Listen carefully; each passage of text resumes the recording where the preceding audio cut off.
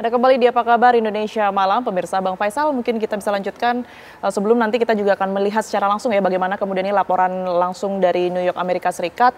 Kalau Anda melihat, ini kan pertaruhan nama PBB juga sebenarnya. Apa yang sebenarnya bisa dilakukan oleh PBB untuk setidaknya mewujudkan apa yang saat ini sudah diupayakan berkaitan dengan kemerdekaan Palestina?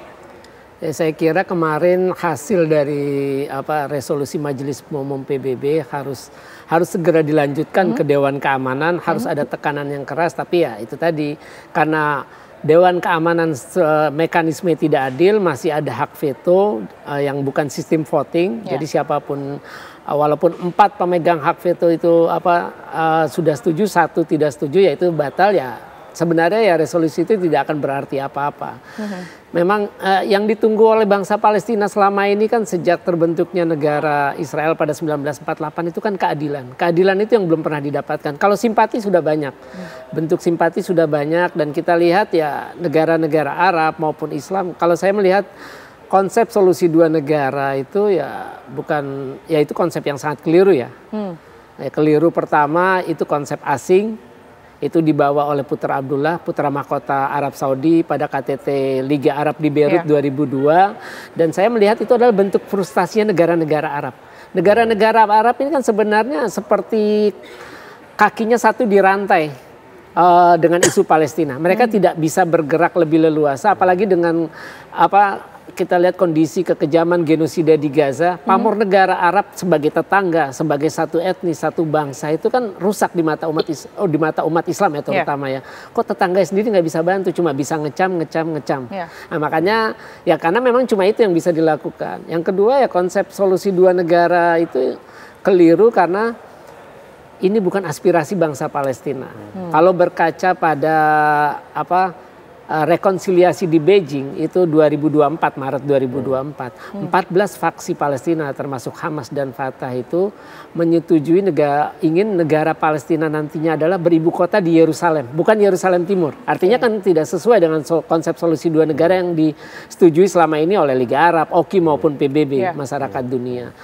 Jadi harusnya ya dibawa ke referendum bangsa Palestina yang harus ditanya apakah setuju dengan konsep solusi 2 negara ini ya, antara negara Palestina dengan Israel hidup berdampingan. Itu pun juga tidak mungkin karena kita tahu sudah ada dendam turun temurun karena mereka masing-masing kan punya case tiap rakyat Palestina maupun Israel, itu tidak mungkin. Nah yang ketiga solusi 2 negara ini keliru karena negara Palestina makin kecil. Yang diakui sebelum 1967 perang 6 hari itu luasnya secara teoritis 22%. Nah kalau dibandingkan dengan resolusi partisi 1947 kan jauh. Waktu itu Palestina dikasih oleh PBB. Kalau kita mau bersandar pada resolusi PBB ya, itu 45%, 52% Israel, Yahudi waktu itu karena belum terbentuk. 2% itu Yerusalem dengan 1% Bethlehem, itu di bawah hukum internasional. Kan itu harusnya kembalinya ke sana bukan ke sini. Itu kan aneh, sudah asing yang nentuin, terus bangsa itu hanya dikasih wilayah yang makin kecil dari yang sebelumnya resolusi itu aja sudah aneh. Yang keliru lainnya adalah ini bekerja sama dengan otoritas yang sudah tidak diinginkan oleh rakyatnya. 80% itu udah ingin Abbas mundur dan yakin bahwa otoritas Palestina itu adalah pemerintahan yang tidak demokratis dan korup.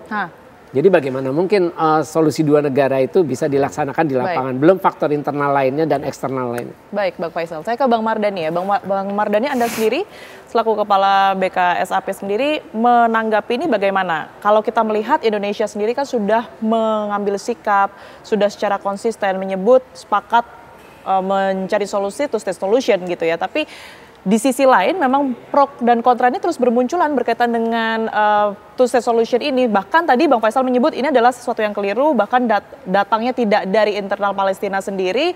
Kita tidak bisa dikatakan menyetujui apa yang kemudian diinginkan sebenarnya oleh rakyat Palestina. Bang Mardhani. Ya, Mbak Tiara, Mas Faisal dan Mas Agung, yang pertama tentu sovereignty, kedaulatan itu harus diberikan kepada masyarakat Palestina. Apa yang diinisiasi oleh pemerintah Cina dengan Beijing Consolidation 2024 tadi luar biasa karena mendudukkan Hamas dengan Fatah dan faksi-faksi lain itu tidak mudah. Tapi Beijing mampu melakukan itu.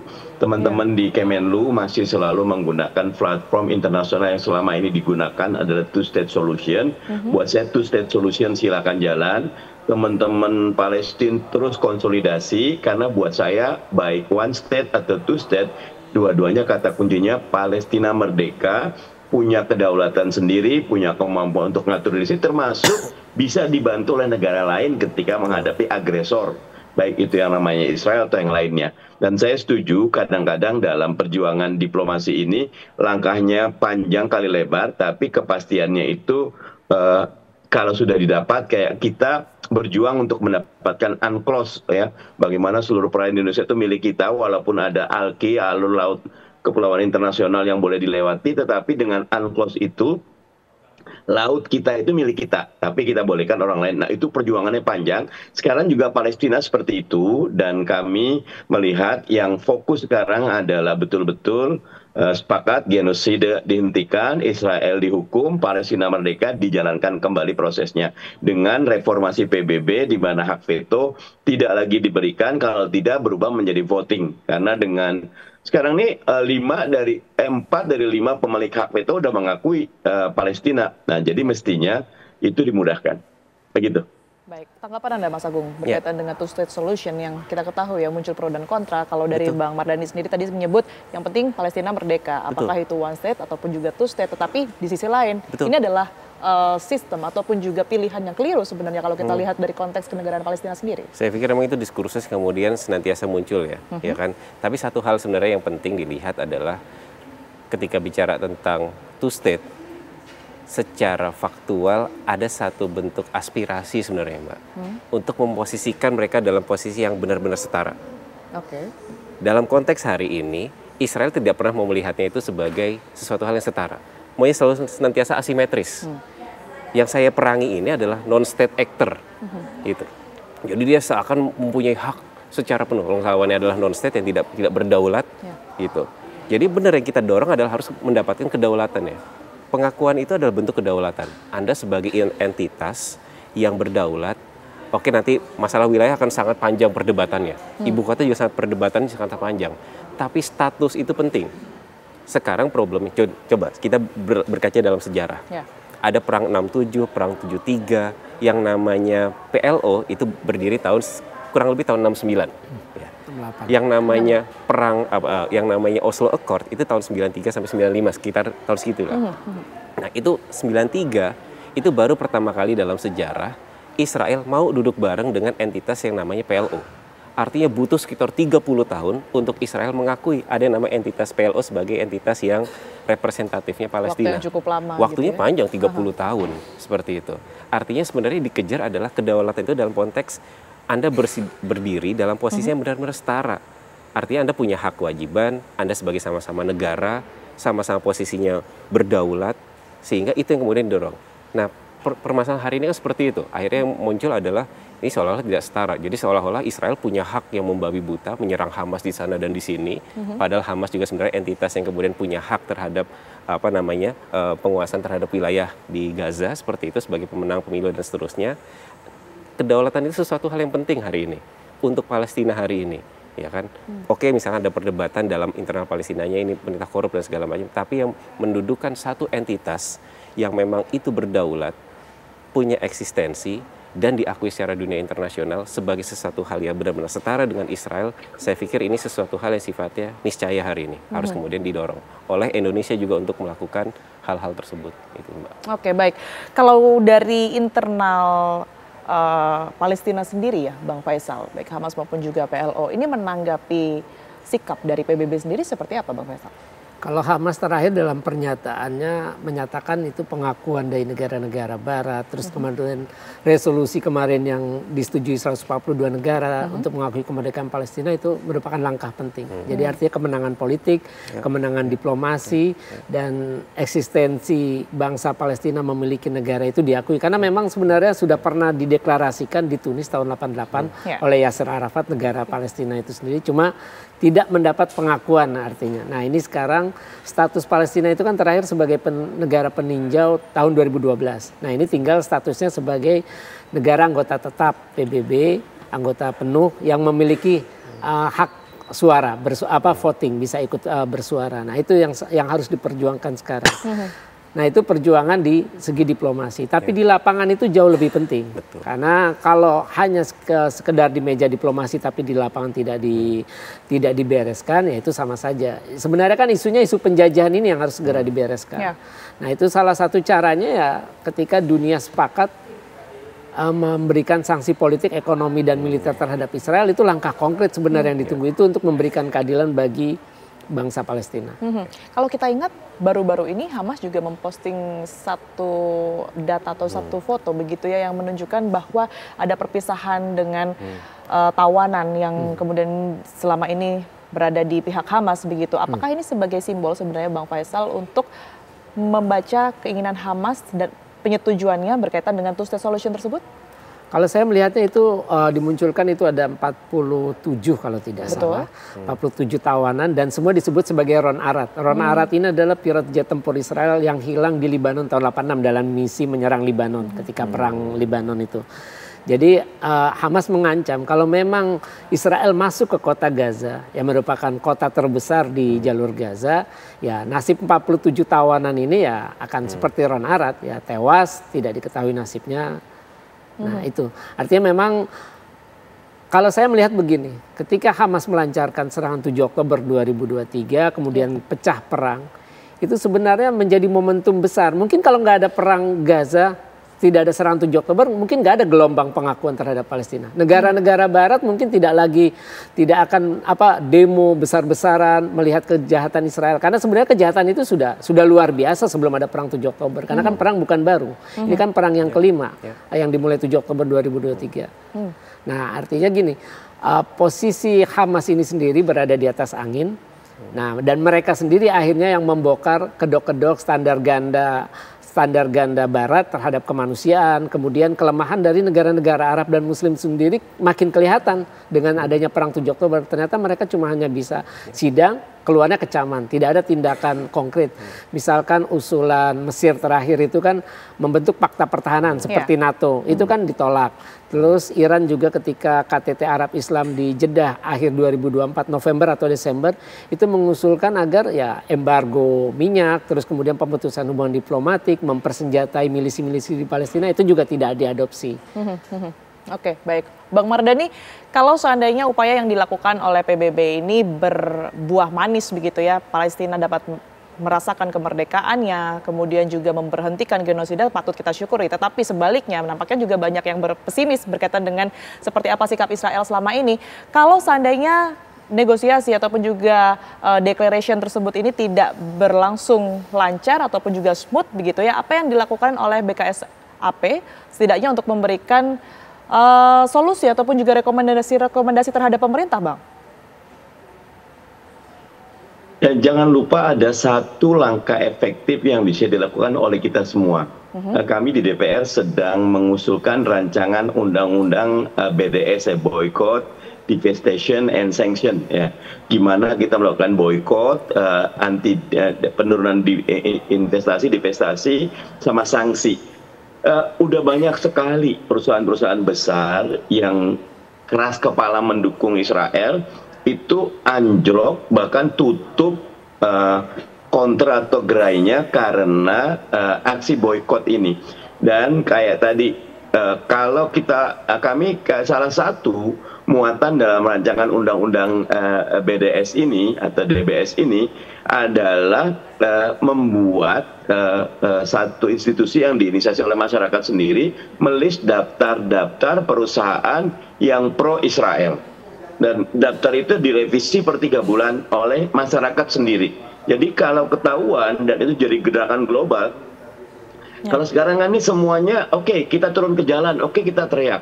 Tapi ketika kita mulai masuk kayak kan jaminan produk halal udah bagus. Sekarang tuh anak-anak TK kalau ke supermarket dilihat ada halalnya tidak, kalau nggak ada jangan beli gitu loh. Itu udah jadi merakyat. Nanti kalau rancangan undang-undang ini bisa digulirkan, bahkan di banyak negara kami akan mencoba untuk menyampaikan ide ini. Di beberapa negara sudah mulai ada idenya, itu sanksi boykot dan divestasi akan membuat kue ekonomi atau sumur ekonomi perusahaan besar atau negara-negara pendukung Israel itu makin kesulitan. Kadang-kadang money matters, uang itu punya kekuatan yang besar dan masyarakat bisa melakukan aksi dukungannya dengan memboikot. Begitu.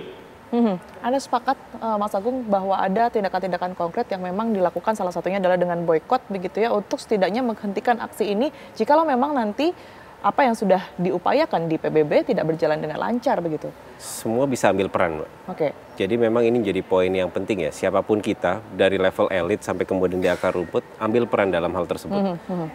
Yang bisa boykot, yang bisanya sekedar untuk men-tweet, yang bisanya sekedar untuk berbicara di lewat forum-forum, media sosial dan segala macam, silahkan. Bisanya Anda menulis. Ini kan butuh imunitas jangka panjang, ya. Dan ini juga bagaimanapun juga, oke, kita sepakat bahwa main utamanya adalah perang yang ada terjadi di Gaza. Betul. Tapi ada perang narasi yang kita kemudian harus perhatikan juga, ya kan? Bagaimanapun juga Israel merasa sebagai playing victim. Dia sebagai pihak yang kemudian diserang. Sehingga kan muncul lagi yang ketika dia sudah negara-negara sudah melakukan pengakuan, dia selalu bilang adalah berarti itu memberikan reward terhadap teroris gitu kan. Yang kedua juga ini adalah tindakan antisemit gitu kan. Berarti kan playing victim gitu kan. Padahal dunia secara kasat mata benar-benar kita melihat itu orang sudah melihat korban yang tewas, kerusakan, bahkan kalau pakai data-data yang terbaru kan menyebutkan 76% itu sudah luluh lantah semua. Datanya UNRWA, semua fasilitas UNRWA itu 90% hancur. Gimana mau tinggal di sana kan? Bahasa mudahnya lah, ya kekerasannya harus selesai. Semua bisa melihat secara jelas apa yang dilakukan Israel adalah sebagai bentuk genosida, ethnic cleansing dan segala macamnya. Nah, tentunya itu menjadi satu hal yang semua individu itu harus bisa mengambil perannya masing-masing. Termasuk juga di level tadi sampai ke level negara. Yang tadi Mas Faisal, aku sepakat banget ya, bicara tentang embargo, sanksi, bagaimana kemudian kita belajar dari sejarah apartheid Afrika Selatan. Dunia internasional itu bersatunya luar biasa. Bahkan sampai kepada aspek yang sederhana ya, misalkan dalam aspek embargo sosial budaya. Bahkan kita melihat sekarang fenomenanya adalah sekarang bergeser. Tidak sekedar di level state. Spanyol itu sudah bilang kan, di beberapa media menyebutkan bahwa kita tidak akan mengundang, tidak ikut gelaran momentum internasional kalau kemudian ada Israel. UEFA bahkan saya baca juga UEFA bahkan ingin melakukan rapat apakah Israel diizinkan untuk kemudian ikut dalam gelaran-gelaran. Sudah lebih tegas tidak? Betul, berarti kan dunia ini sudah melakukan reposisi tindakannya masing-masing. Bahwa semua cinta damai betul. Bagaimana mencapai tindakan cinta damai itu? Langkahnya sekarang sudah mengambil peran masing-masing. Pentingnya peran masing-masing untuk kemudian turut serta ya, setidaknya ambil sikap menghentikan genosida dan juga penderitaan yang terjadi di Palestina begitu ya. Kita akan perbarui terlebih dahulu, Mas Agung dan juga Bang Faisal, bagaimana kemudian agenda presiden ya di New York, Amerika Serikat pada hari ini. Selamat malam waktu Jakarta, Faisal. Seperti apa kemudian agenda presiden hari ini di sidang umum PBB di sana? Ya baik, selamat pagi waktu New York, Amerika Serikat. Tiara dan juga pemirsa, memang untuk hari ini sendiri gelaran rangkaian kegiatan High Level Week dalam sidang Majelis Umum Perserikatan Bangsa-Bangsa ini resmi digelar, di mana nantinya Presiden Prabowo Subianto dan juga sejumlah delegasi Indonesia ini akan melakukan pertemuan multilateral terbesar dunia di markas besar Perserikatan Bangsa-Bangsa di New York, Amerika Serikat. Di mana memang kami dapat informasikan bahwa total ini ada setidaknya 257 acara yang akan mengundang delegasi Indonesia. Mulai dari level presiden sebagai selaku kepala negara hingga ke menteri sampai dengan level pakar.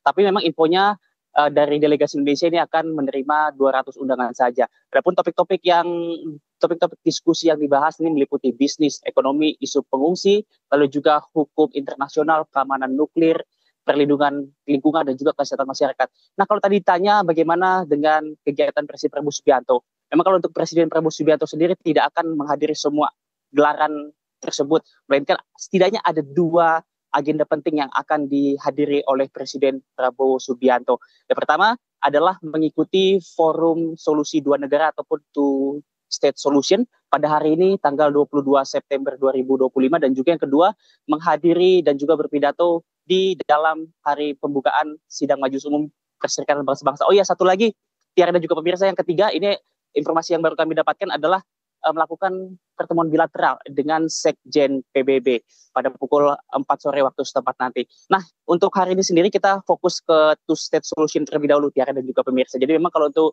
two-state solution sendiri, ini nantinya akan digelar pada pukul 15 hingga pukul 18 atau 3 sore hingga pukul 6 sore waktu setempat, atau kalau dikonversikan ke waktu Indonesia berarti pukul 2 dini hari hingga 5 subuh waktu Indonesia Barat nanti, di mana nantinya ini merupakan pertemuan tingkat tinggi, tapi ini bukan suatu pertemuan yang wajib dihadiri oleh 193 anggota PBB, melainkan hanya negara-negara yang aktif mendukung solusi dua negara. Dalam hal ini kami memiliki informasi bahwa jumlah anggota core groupnya sendiri adalah 19 negara, termasuk juga Indonesia, Tiara dan juga pemirsa, karena kita ketahui bersama Indonesia memiliki sikap yang jelas dalam konflik Gaza Palestina ini, yang membuat juga Presiden Prabowo Subianto memiliki alasan kuat untuk menghadiri agenda dari two-state solution ini.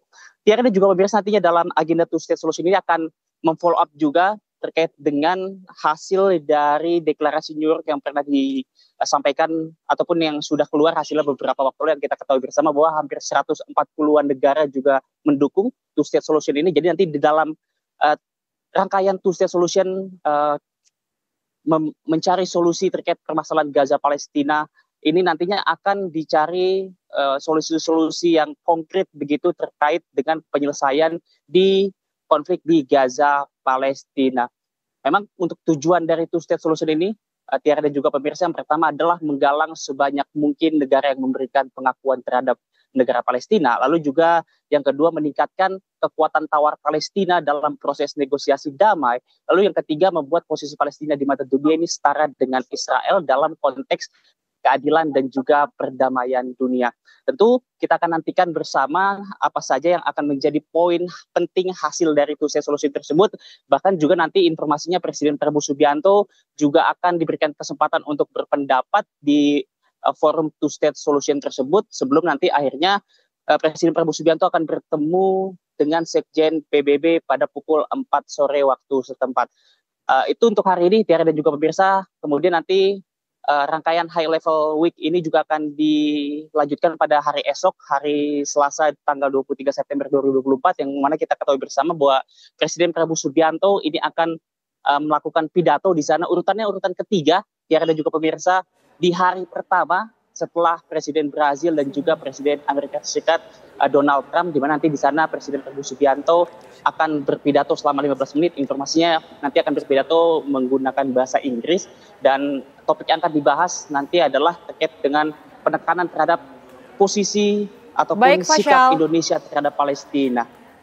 Dan nanti akan dijelaskan implementasi ataupun langkah-langkah apa saja, langkah apa saja yang akan diberikan Indonesia terhadap konflik di Palestina sana. Tiara. Baik, tentunya kita akan nantikan seperti apa isi dan juga poin-poin dari pidato Presiden yang akan berlangsung di hari esok ya, dan juga sidang umum PBB yang kemudian akan berlangsung hari ini. Terima kasih Haidar Fasya melaporkan langsung dari New York, Amerika Serikat. Selamat bertugas kembali. Dan juga kami ucapkan terima kasih kepada Mas Agung, Bang Faisal dan juga Bang Mardhani Alisera yang juga bergabung melalui sambungan Zoom atas perspektifnya yang sudah diberikan di Apa Kabar Indonesia Malam. Tentunya kita berharap ini tidak sekedar harapan semata begitu saja ya, tetapi membuahkan hasil untuk memerdekakan Palestina. Terima kasih sekali lagi, sehat selalu semuanya. Dan Apa Kabar Indonesia Malam akan kami lanjutkan pemirsa bersama rekan saya Windy Wellington ya.